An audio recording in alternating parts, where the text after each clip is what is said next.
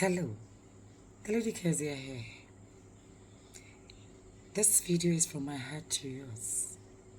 It might not resonate with everybody, and that's okay. I'm speaking to my fellow Ghanaian, more largely the African.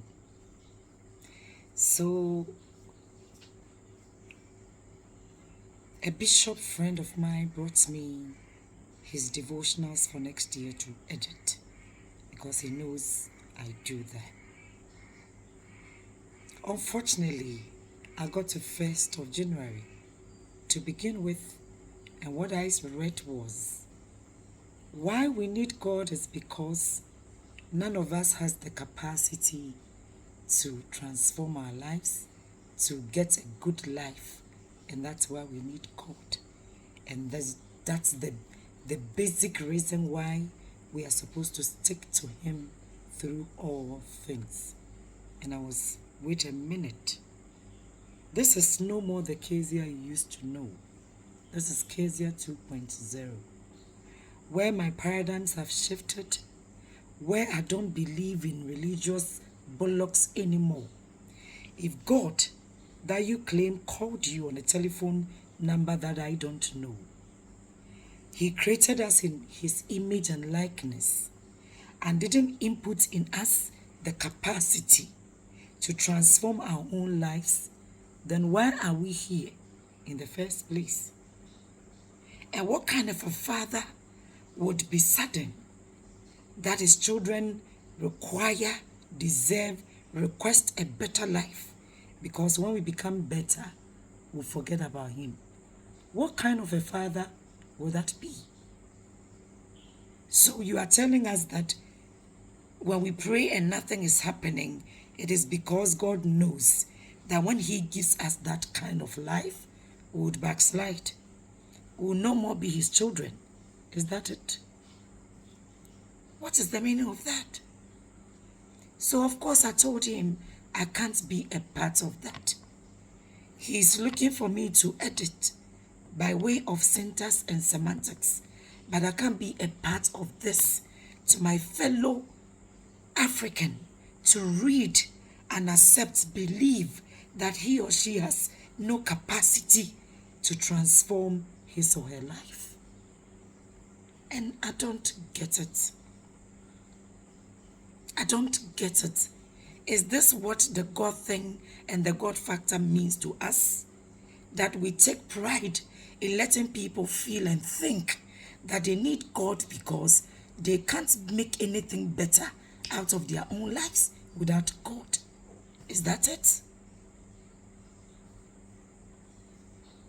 So to us, prayer means we should fold our hands and sit down whilst other people are developing their own reigns.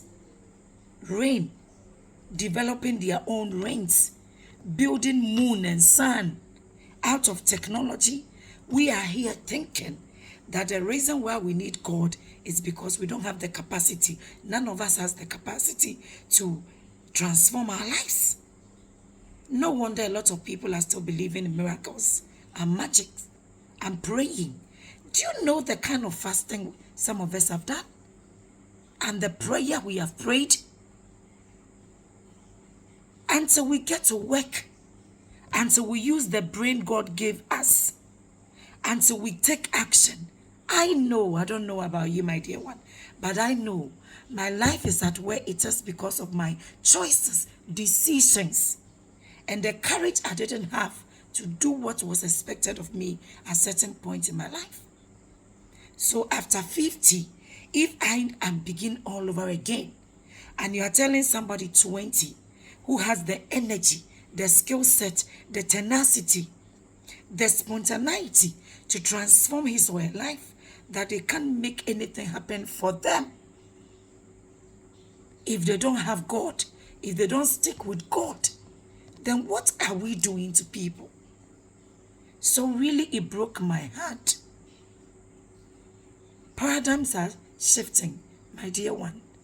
So we are no more in that age that we just pray and go to sleep, thinking that the next day things would begin changing for us. No more. No more. that we encourage people to have as many children as they can, because God, it is God that will take care of that children. When they bring school fees, do you take it to heaven? When your house rent is due, do you go for that money from heaven? Having children is a financial decision. It's no more about God will take care of any child. If that is what is happening for you and your prayer is paying all those bills, that is for you. Don't teach that. You can't generalize that and tell people the reason they need God is because they don't have the capacity to transform their own lives. And you turn around to say, God created us in his image and likeness. What a contradiction. So the God factor to you is what? We need God because we don't have any capacity to make any good meaning of our lives. Then why are we here? And what kind of a father is that God of yours?